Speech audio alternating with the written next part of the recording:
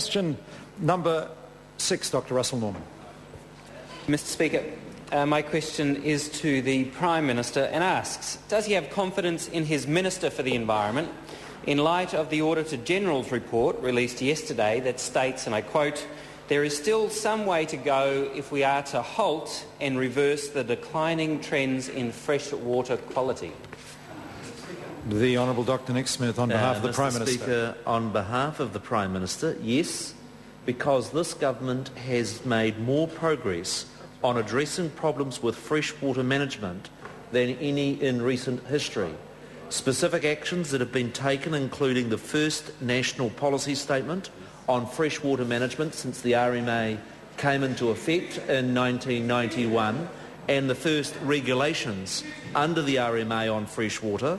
The government has increased by fivefold the amount on clean-up of lakes and rivers.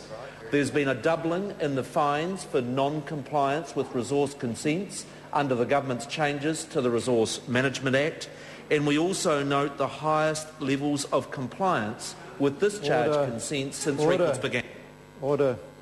I wish members would read questions more carefully. The question didn't ask why. It just asked, does he have confidence in his minister? Some questions ask if so, why. This one didn't. And it's important we do focus on questions. Dr. Russell Norman. Thank you, Mr. Speaker. My supplementary is, does the Prime Minister agree with the reported statement by Nick Smith, the Honourable Nick Smith, who said that the government's national policy statement on fresh water, quote, will only be as good as the implementation of it by regional councils? The Honourable Dr. Nick Smith. Mr. Speaker, on behalf of the Prime Minister, yes, I think that is correct. The very structure of the Resource Management Act delegates the key regulatory functions to regional councils. Now, the national policy statement does require every one of our regional councils to set limits on both water quality and on minimum flows. The government has just commissioned additional work with the Land and Water Forum on potential national environment standards to complement and to support that national policy statement. Dr. Russell Norman. Thank you, Mr. Speaker. Does the Prime Minister share the concerns of the Auditor-General that regional councils are failing to control diffuse pollution from intensive agriculture, and that regional councillors, many of whom have agribusiness interests, are intervening in decisions about whether to prosecute water polluters? The Honourable Dr. Nick Smith. Mr. Speaker, the government does support the report of the Auditor-General. I think it's a good report and a helpful one in making progress on water quality. Specifically on the issue of prosecutions, the government holds a strong view that elected representatives of regional councils should not be involved in prosecuting decisions. And I would draw to your attention, it's not just with respect to farmers. I think members of this House would equally express concern about the decision in the Manawa 2, where the Palmerston North City Council breached its resource consent repeatedly over a period of 7 years and no action was taken.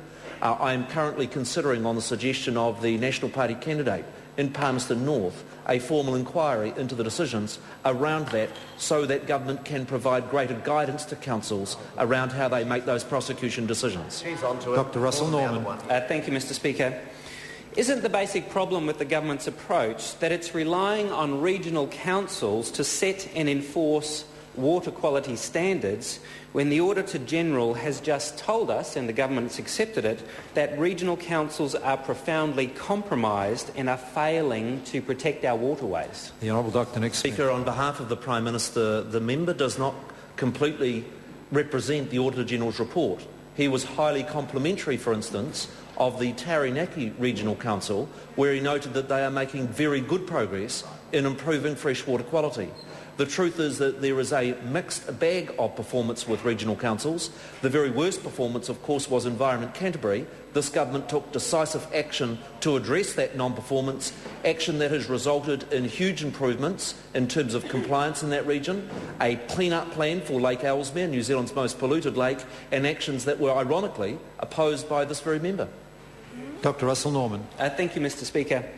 Isn't the solution to the problem that the government's got itself in is for central government to set water quality standards instead of relying on regional councils to set those standards? And wasn't his decision, or rather the Minister for the Environment's decision, to gut the National Policy Statement on Freshwater Management actually now become part of the problem because we're having to rely on regional councils instead of setting central government standards? The Honourable Dr Nick Smith. On behalf of the Prime Minister, I would note that both the Auditor-General and the recent visit by the OECD at a water quality conference last week was highly complimentary of the government around the national policy statement and the step that it takes. The criticism that has come from the member and some others is that the national policy statement did not include specific regulation requiring a resource consent for any intensification of agriculture. That is clearly against what the RMA intends, and I've tabled in this House clear Crown law advice that said such an action would have been illegal, and that is something I'm not prepared to do. Brendon Burns. Mr Speaker, my question to the Minister. Given that the Auditor-General identifies several regional councils which are farmer-dominated, where councillors are inappropriately involving themselves in decisions on whether or not to prosecute farmers for repeated resource consent breaches, why is it that the only council this government has acted against has been Environment Canterbury, which was urban-dominated and trying to reverse unfettered access to water? The Honourable Dr Nick Speaker, Smith. Mr Speaker, on behalf of the Prime Minister, the first fact I'd note about Environment Canterbury is that 70% of New Zealand's freshwater irrigation occurs in that region, and I think anybody who's well informed in this House on freshwater issues know that the issue in Canterbury is huge. Canterbury, after 19 years, did not even have a resource management plan for water. It is only as a consequence of this government having the leadership to appoint commissioners that we actually have an operative plan for water in Canterbury, a clean-up plan for Lake Ellesmere, and what's also significant is that members opposite were silent when Canterbury had a 30% non-compliance rate.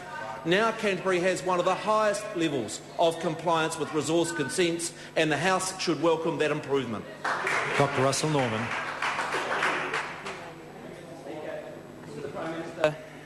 Does he accept that after 3 years in power, this government has some responsibility for the fact that water quality is still declining, and at what point can we expect that water quality will start to improve in light of the reports from now the OECD and the Auditor-General which indicate that water quality continues to decline? The Honourable Dr Nick Smith. Mr Speaker, on behalf of the Prime Minister, I would note that many of our freshwater systems have as much as 30-year lag times. For instance, if you apply nitrogen fertiliser in a catchment like Waikato, from the time it is applied on the land to the time when it seeps through into the water system can be a period as long as 30 years. So this is a long-term challenge.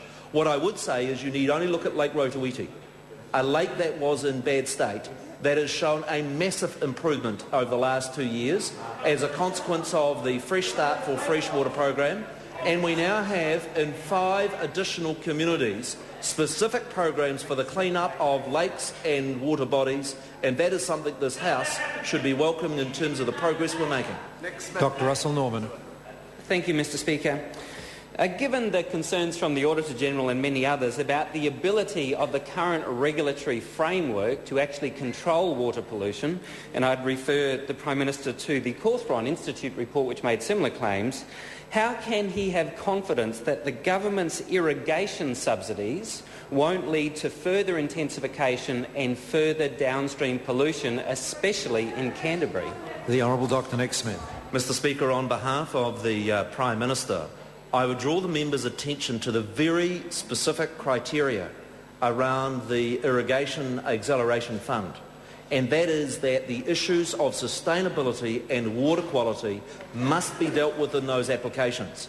And I would simply draw the House's attention to a scheme such as that Opua in South Canterbury that has resulted in substantive economic and environmental benefits, and if I can use my own constituency in Nelson, a water irrigation scheme that's received support from the government that is going to result in substantive water quality improvements and has the support of key organisations like Fish and Game and Forest and Bird. The truth is that there are irrigation proposals that can also improve water quality. Point of order, Dr Russel. Thank you, Mr Speaker. I seek leave to table a plan to actually clean up New Zealand's rivers produced by the Green Party. Sorry, the document is...